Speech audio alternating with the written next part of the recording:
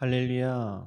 주일 오후 예배 오신 여러분들을 주님의 이름으로 환영하고 축복합니다.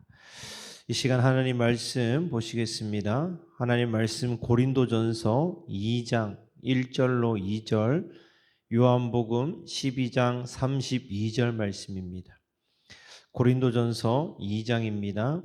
형제들아, 내가 너희에게 나아가 하나님의 증거를 전할 때에 말과 지혜의 아름다운 것으로 아니하였나니 내가 너희 중에서 예수 그리스도와 그가 십자가에 못 박히신 것 외에는 아무것도 알지 아니하기로 작정하였음이라. 요한복음 12장 32절입니다. 내가 땅에서 들리면 모든 사람을 내게로 이끌겠노라 하시니. 사랑하는 성도 여러분, 오늘도 주님의 이름으로 사랑하고 축복합니다. 오늘 말씀의 제목은 누구를 전할 것인가 라는 제목으로 이 말씀을 나누겠습니다.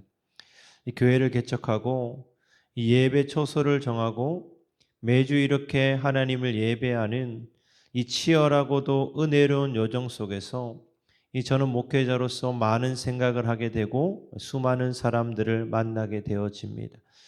그리고 주변으로부터 꽤나 예리하고 현실적인 질문들을 듣게 되어집니다. 여러분, 이 개척교회 목사가 가장 많이 듣는 질문이 무엇인지 아십니까? 이런 질문을 많이 들어요. 목사님, 이 오버플로우 교회만의 이 장점이 있습니까? 이 오버플로우 교회만의 이 특색 있는 이 프로그램이 있습니까? 이 교회는 무엇을 잘합니까? 이 주변에 크고 좋은 교회가 많은데 다른 교회와 차별화된 오버플로우 교회만의 프로그램은 무엇입니까? 이 질문들의 이면을 가만히 들여다보시길 바랍니다. 이 세상은 지금도 끊임없이 이 경쟁력을 요구하고 있습니다. 우리는 상향 평준화된 이 시대를 살아가고 있습니다. 사람들은 영적인 갈급함을 채우기 위해서 이 교회를 찾으면서도 동시에 교회를 철저한 소비의 대상으로 삼는 그 경우가 익숙해져 있습니다. 주차장은 넓고 편리한가? 건물의 인테리어는 세련되었는가? 찬양팀의 찬양은 그 음악 수준은 내 귀를 만족시키는가? 그리고 내 아이들을 맡길 만한 탁월하고 체계적인 교육 시스템이 갖춰져 있는가? 이 설교자는 내 지적 호기심을 채워주고 내 마음을 따뜻하고 위로해 줄 수 있는 화술을 가졌는가? 이 현대인들은 이러한 요소들을 지표로 삼고 이 교회의 가치를 증명하기를 원합니다. 그리고 안타깝게도 수많은 교회들이 이 요구에 부응하기 위해서 세상의 마케팅, 경영 기법을 도입하고 치열한 생존 경쟁을 벌이고 있습니다. 그러나 오늘 성경을 펴서 이 고린도전서 2장을 보시기를 바랍니다. 이 사도 바울이 복음을 들고 이 고린도라는 교회에 갔을 때 그때의 상황을 한번 상상해 보시기를 바랍니다. 이 고린도는 지금 우리가 사는 이 21세기의 대도시들보다도 더 강력하고 노골적으로 경쟁력을 요구했던 곳이었습니다. 이 항구 도시였던 고린도는 막대한 부가 모이는 상업의 중심지였고 온갖 우상숭배와 쾌락이 난무하는 타락의 도시였으며 동시에 헬라 철학과 수사학이 고도로 발달한 지성의 도시였습니다. 그곳의 시민들은요, 이 광장에 모여 내노라 하는 철학가들의 그 웅변가들의 그 연설을 듣는 것을 최고의 오락으로 삼았습니다. 그들은 누가 더 화려한 말솜씨로 내 혼을 빼놓는가, 누가 더 논리적이고 세련된 철학을 제시하는가에 열광했습니다.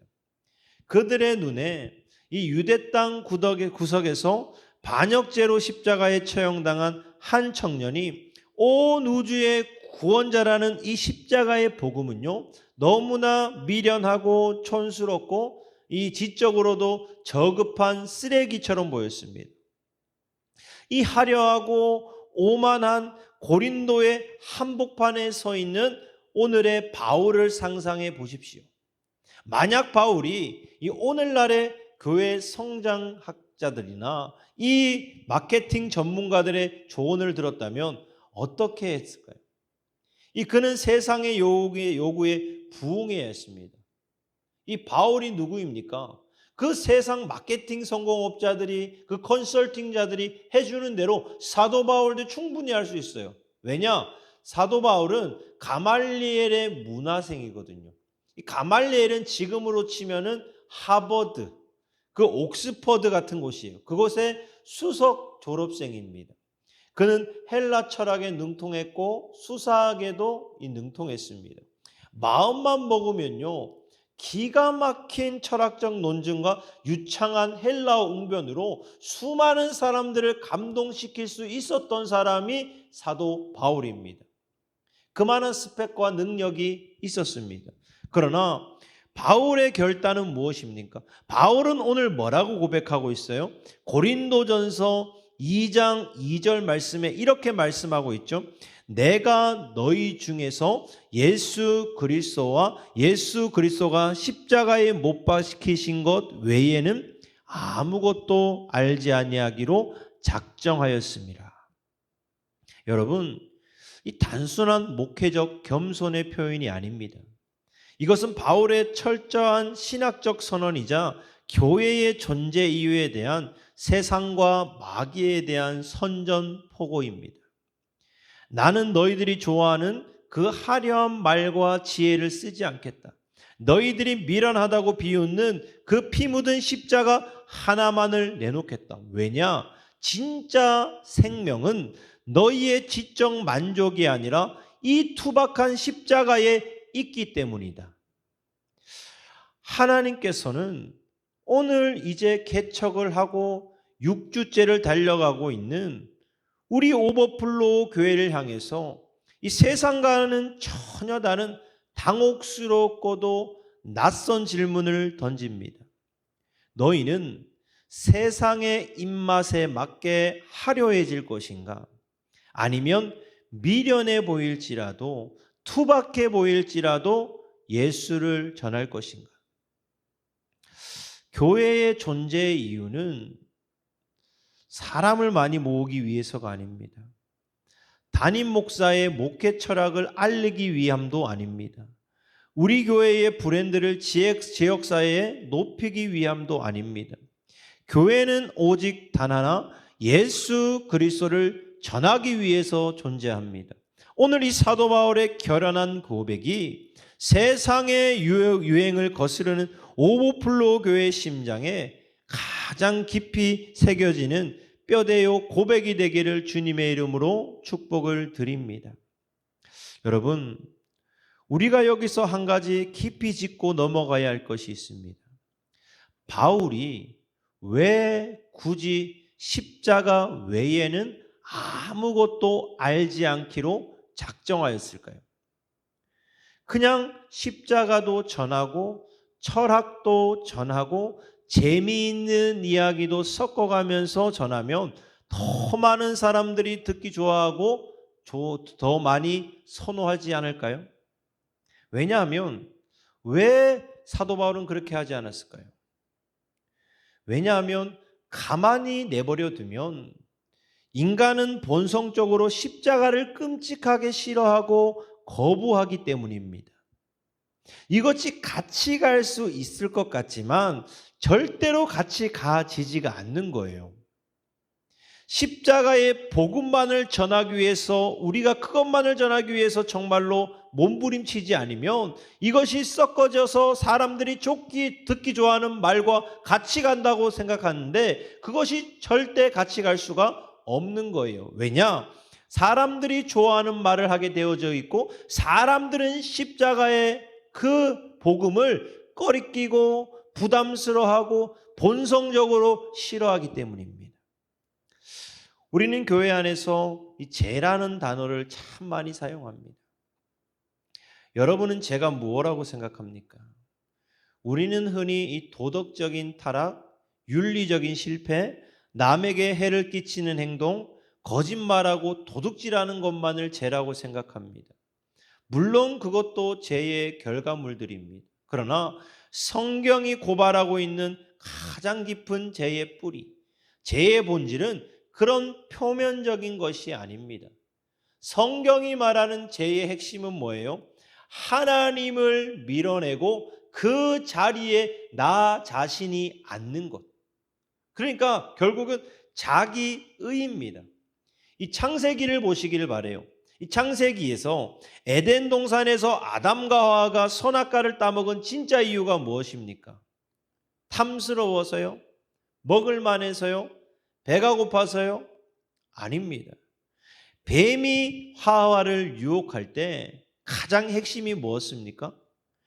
너희가 그것을 먹는 날에는 너희 눈이 밝아져 하나님과 같이 되리라.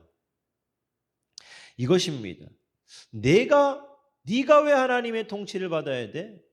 네가 선과 악을 분별하면 돼. 네가 선과 악을 판단하면 돼. 네가 네 인생의 주인이 되고 네가 하나님이 되면 돼. 선악과 사건은 단순한 불순종이 아니라 피조물이 창조주를 향해서 독립선언을 한 것입니다. 내 인생은 나의 것이니 내 마음대로 살겠다는 자기 주장입니다. 이 창세기 11장의 바벨탑 사건도 마찬가지입니다. 사람들이 모여서 하늘에 닿을 만큼 높은 탑을 쌓습니다.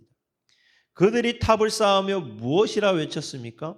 창세기 11장 4절에 우리 이름을 내고 온 지면에 흩어짐을 면하자. 죄는 언제나 우리 이름, 자기 이름을 내기를 원합니다. 하나님의 영광이 있어야 될 자리에 내 이름 석자를 박아놓고 내 지분을 챙기고 내 존재감을 확인하려 합니다. 이 타락한 본성은 수천 년이 지난 오늘날 우리 안에도 고스란히 흐르고 있습니다. 우리는 태생적으로 율법주의자들입니다. 무언가를 받으려면 내가 먼저 그만한 자격과 조건을 갖추어야 한다고 믿습니다. 내가 무언가를 해서 내 능력으로, 내 성성으로, 내 열심과 도덕으로 하나님께 인정받아 구원받아 내 자존심을 세우고 싶어 합니다. 내 손으로 구원의 탑에 벽돌 하나라도 얹어야 직성이 풀리는 것이 인간의 지독한 본성입니다. 이 교회 밖의 사람들만 그렇습니까? 아닙니다. 이 자기의라는 괴물은 교회 안에서 종교적인 옷을 입고 더욱 교묘하게 활동합니다. 우리는 내가 남들보다 기도를 더 많이 하는 것을 자랑으로 삼습니다. 내가 주일 성수를 완벽하게 하고 11조를 철저히 하고 남들이 하지 않는 꾸준 봉사를 도맡아 하는 것으로 나의 영적 우월감을 증명하려 합니다. 물론 기도하고 봉사하는 것 참으로 귀한 일입니다. 그러나 그것이 나의 의가 되는 순간 무서운 율법주의로 변질됩니다. 하나님, 제가 이만큼 했습니다. 이 교회를 위해서 제가 바친 청춘과 물질이 얼마입니까? 제가 이만큼 했으니 하나님도 저에게 이만큼의 축복과 성공으로 갚아주셔야 합니다. 그리고 목사님과 성도님들도 저를 알아주어야 합니다. 이러한 기브 앤 테이크의 신앙, 거래하는 신앙. 우리가 그렇게 말하죠. 내가 이렇게 심었으니까, 내가 이렇게 줬으니까 30배, 60배, 100배로 갚아 주옵소서. 거래하는 신앙. 헌신하고도 자신의 이름이 드러나지 않으면 섭섭해하고 분노하는 마음. 여러분, 단호하게 말씀드립니다. 이것은 기독교가 아닙니다. 타락한 본성이 만들어낸 종교 생활에 불과합니다. 내가 율법을 지키고 선행을 쌓아서 하나님을 통제하려 드는 바벨탑과 다를 바 없는 무서운 죄입니다.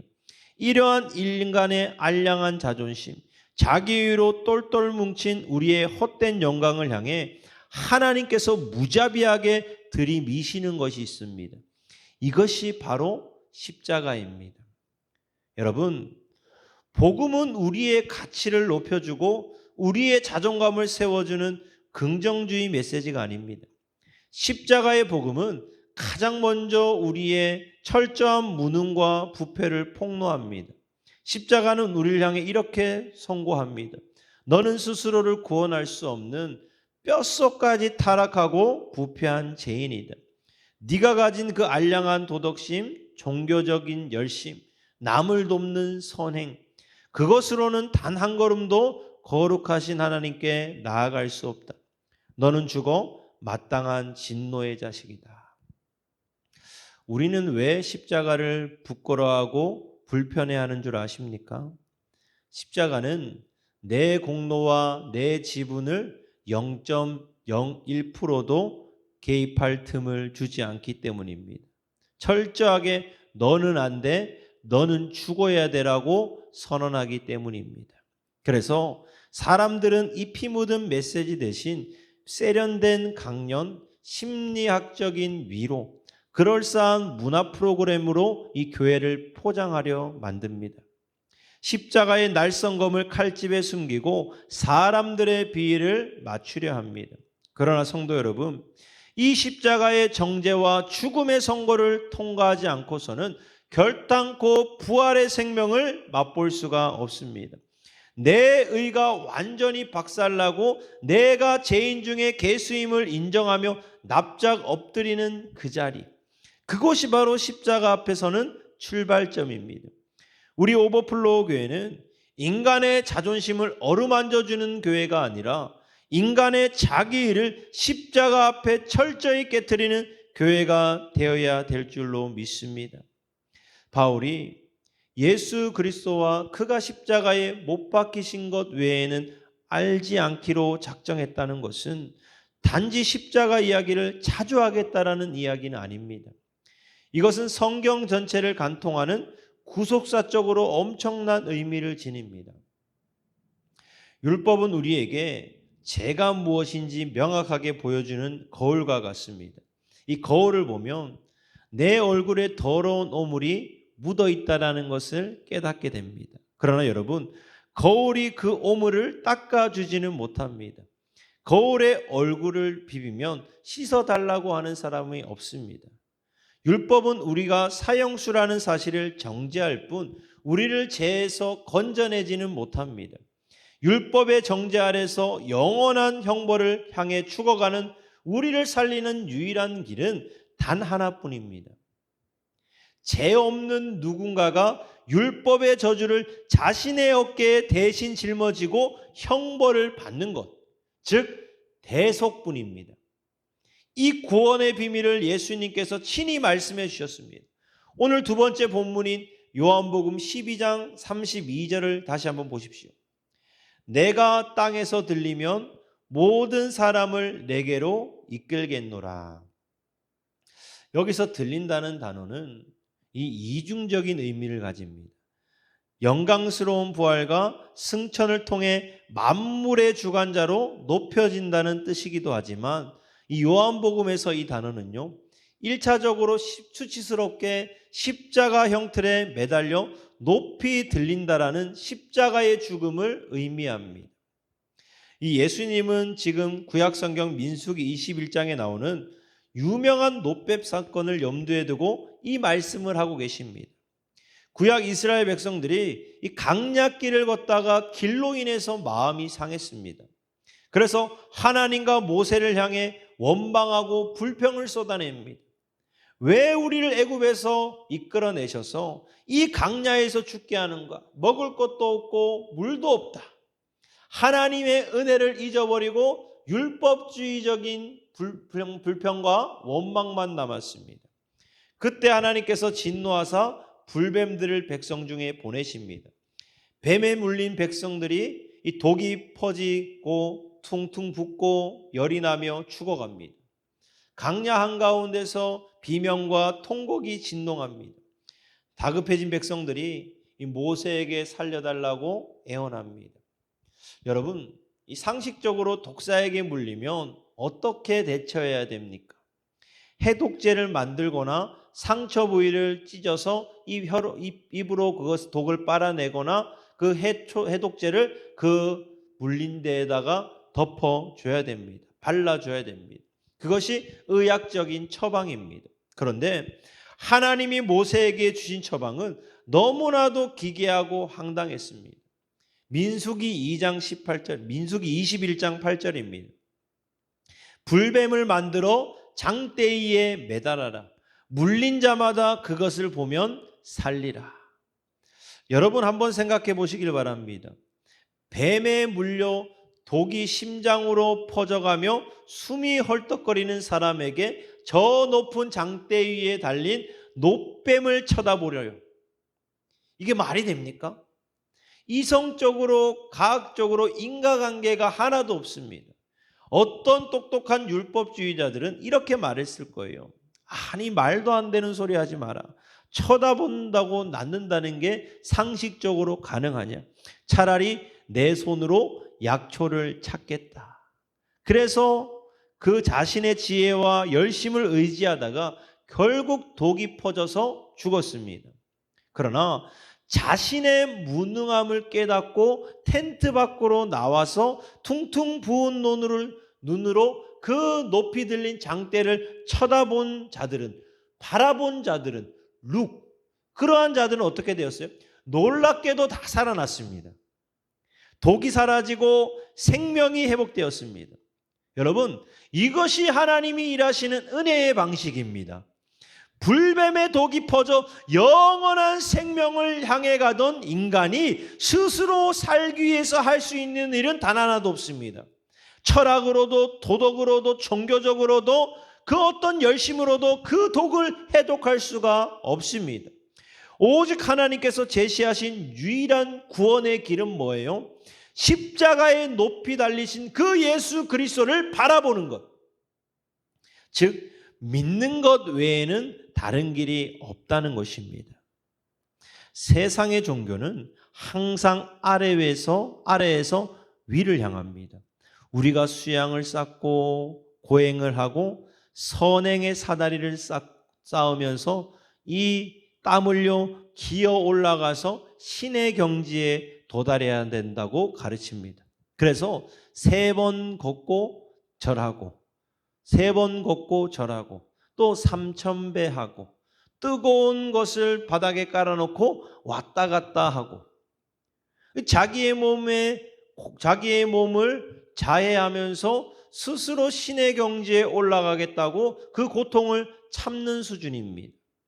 그러나 기독교의 복음은 정반대이죠. 기독교의 복음은 뭐예요? 위에서 아래예요. 우리가 하나님을 향해 올라간 것이 아니라 창조주 하나님께서 벌레 못 봐도 뭣도 못한 우리를 구원하시기 위해 친히 인간의 육신의 옷을 입고 이 낮고 천한 땅에 내려오신 사건이 복음인 줄 믿으시기를 바랍니다. 우리가 이 세상에서 선포해야 될 것은요, 세상의 성공이나 우리의 잘난 직분이 아니라 십자가 단 하나뿐인 줄 믿으시기를 바랍니다. 예수님은 요한복음 본문에서 분명히 말씀하셨어요. 내가 땅에서 들리면, 내가 십자가에 달리면 뭐라고 말씀하셔요? 모든 사람을 내게로 이끌겠노라. 그러니까 하나님께서 원하시는 사람을 하나님께서 이끄는데 그 방식이 뭐예요? 내가 땅에서 들리면, 그러니까 십자가에 못 박히신 그 예수 그리스도를 바라보면 하나님께서 원하시는 모든 사람을 이끈다라는 거예요.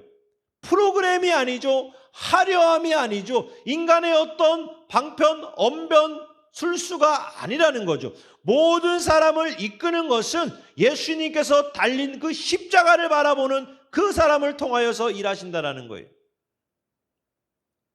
목회자가 투박하더라도 진실하게 예수 그리스도, 그분이 우리의 죄를 위해서 십자가에 피 흘려 죽으셨다라고 외칠 때 성령 하나님께서 그 완악하고 돌같이 굳은 마음 가운데 오늘도 역사하시는 거죠. 우리는 무엇을 바라봐야 돼요? 주님이 하는 것을 바라봐야 되는 거죠. 주님이 하십니다. 주님이 역사하십니다. 주님이 오늘도 기적을 일으켜 줍니다. 그러니까 기적이 무엇입니까? 완악하고 굳어진 그 심령 가운데 오늘도 예수 그리스도의 그 복음을 선포할 때 성령 하나님께서 일하셔서 그 완악한 마음을 깨트리시고 하나님께서 그 마음 가운데 왕으로 자정하신다는 거죠. 사랑하는 여러분, 그것이 참된 자유 아니겠습니까? 심리치료나 긍정의 마인드 컨트롤이 아닙니다. 오직 십자가 위에서 다 이루었다라고 선언하시는 그 만왕의 왕 되신 예수 그리스도를 오늘도 인격적으로 만날 때, 그 피가 내 심령 가운데 뿌려질 때 일어나는 기적인 줄 믿습니다. 여러분, 기적이 딴 것이 아닙니다.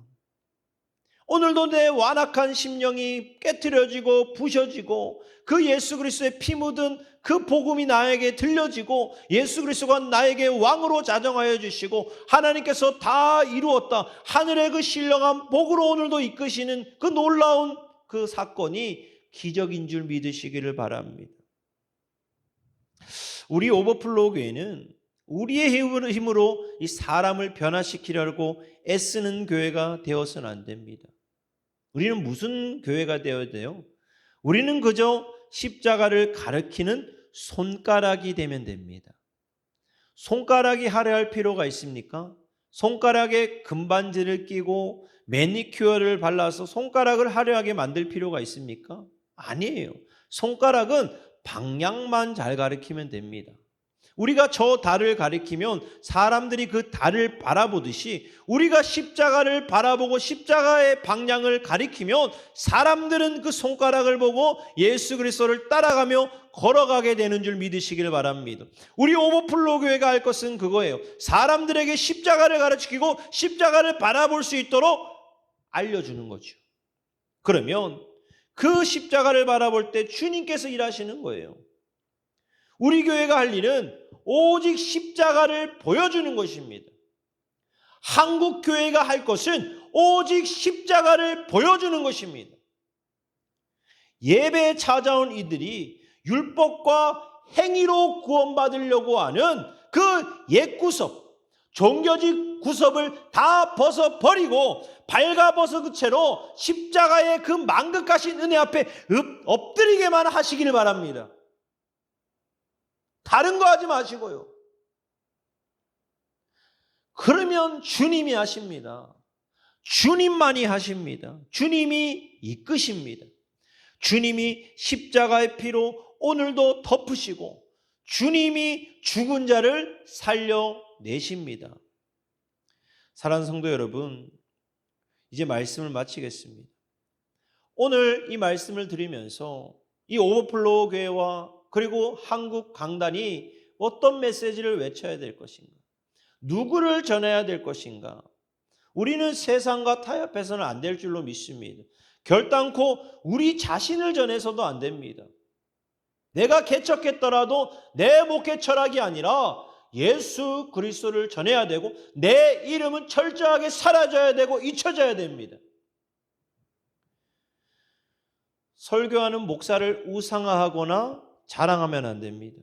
우리는 우리의 교회의 시스템과 쾌적한 환경과 모인 사람들의 숫자를 결코 높이지 않겠습니다. 우리는 오직 예수 그리스도와 그가 십자가에 못 박히신 것만을 전하겠습니다. 주일마다 이 강단 가운데 선포되어지는 투박한 십자가의 복음을 통해서 우리 안에 숨겨진 썩어질 죄악과 자기의가 발가 벗겨지는 것입니다. 그래서 우리는 이렇게 고백할 수밖에 없는 거예요. 주님, 나는 죄인으로소이다. 나를 불쌍히 여겨 주옵소서. 우리가 이 고백을 주님 앞에 드려지시기를 주님의 이름으로 축복을 드립니다. 이 오버플로우 교회에 발을 들이시는 모든 분들은 그 마음이 상하고 찢긴 영혼들이, 세상에서 방황하던 영혼들이 십자가에서 그 흘러내리는 그 피 묻은 은혜로 흠뻑 적셔져서 매일마다 부활의 놀라운 그 기적을 체험하는 이 오버플로우 교회가 되기를 원합니다. 여러분들의 삶의 현장이 되기를 원합니다. 이 한국 교회가 되기를 주님의 이름으로 축복을 드립니다. 우리를 위해 십자가에서 모든 물과 피를 쏟으신 존귀하신 예수 그리스도의 이름으로 간절히 축원을 드립니다.